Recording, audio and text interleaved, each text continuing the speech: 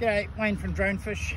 Just showing you a couple of different rigs that we're running, and we want to run this coming summer once we've found out where and how the kingfish are. I use a basic trace which I'm going to attach to all my drones, and as I said in a previous post, I call it the lazy man system.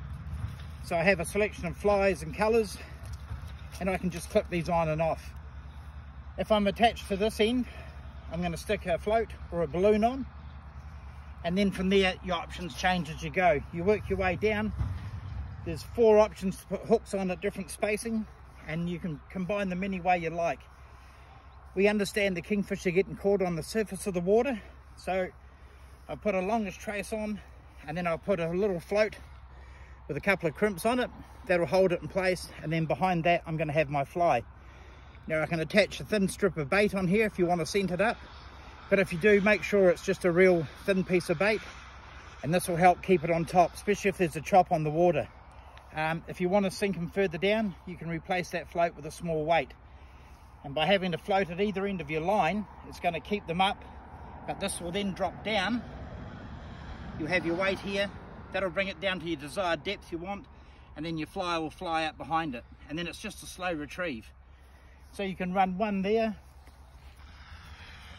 Again, depends on the conditions. If it's really quite choppy, I have another rig rigged up with 2 floats on it, because I want me bait right on the top of the water. You see the birds working the top. These fish aren't 3, 4, 5 feet down below. They're right underneath. So you've got to have your floats up there to bring your flies up, otherwise they sink too far down, and sometimes the fish won't touch them. If you get into a good school of fish, probably doesn't matter where you have them, they're going to hit it either way. So you've got to float up that end, come down to this end. You can have an optional float. I've just got the hooks on here because we were doing other stuff before.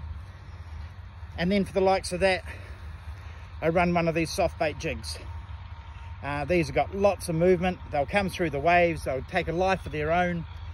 And again, this will keep it up near the surface.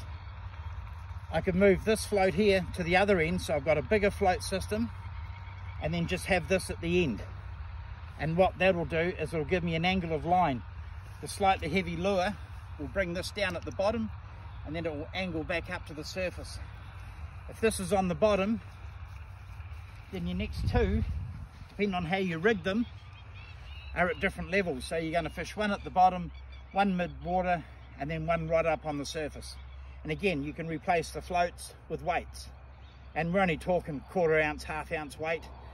If it's really choppy and you want to get it down, then maybe you can stick a 1 ounce weight on here, down to a fly, stick bait, anything you like, whatever your fancy lure is. I like the flies because when it's moving slowly, you get lots of action, and I don't have to keep the line moving at a great rate of knots. It'll do the work for me.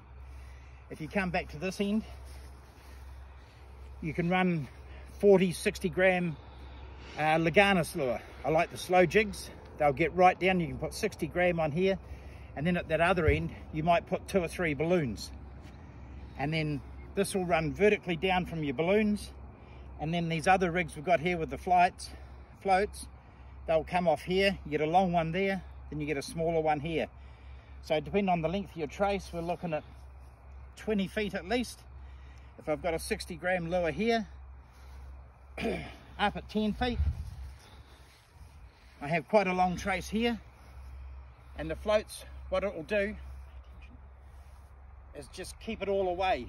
Your bottom lure will be straight down, and then this will be off at a set lure and distance, and then you bring it up to your surface, you're up on your shorter trace, and another lure there. Again, you may only want to trace this long. You can float 3 baits. You can just have a hook and put 3 different baits on here. The 2 floats will just keep things outstretched. If you want to put a bigger float at that end, I'd put a balloon on, and that'll catch more wind, and that'll straighten your line between your floats. If your floats are the same, sometimes they'll swirl round and catch up. So if you have a bigger float at one end, and it's only a balloon, it'll catch more wind and straighten up. And as you retrieve, this will be your lead float, and that can work really well. But it's just a matter of playing with your traces, whether you have a float or a sinker. You may want to put a 1/4 ounce ball sinker right in front of this, and that'll work just as fine. That'll take it down, straight down, and then work in the currents. If there's no current, the water's really still, you can just run this without the float.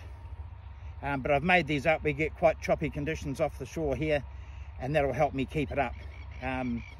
But also if I'm running a heavier lure or slow jig, pencil jig, like you do for kingfish, you can run one of them. Put 2 balloons up the front, and as the waves rise and fall, your jig's just going to rise and fall.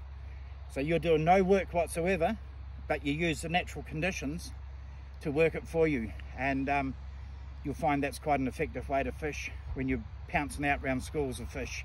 Or if you're just deep water trolling, there's nothing to stop you having this at 30 or 40 feet long with one of those long slow jigs at the end, a couple of balloons at this end, and then fly it out 3, 4, 5, 6, 7, 800 meters and let that jig slowly sink down, and then bring this one back in, and that'll be your lead.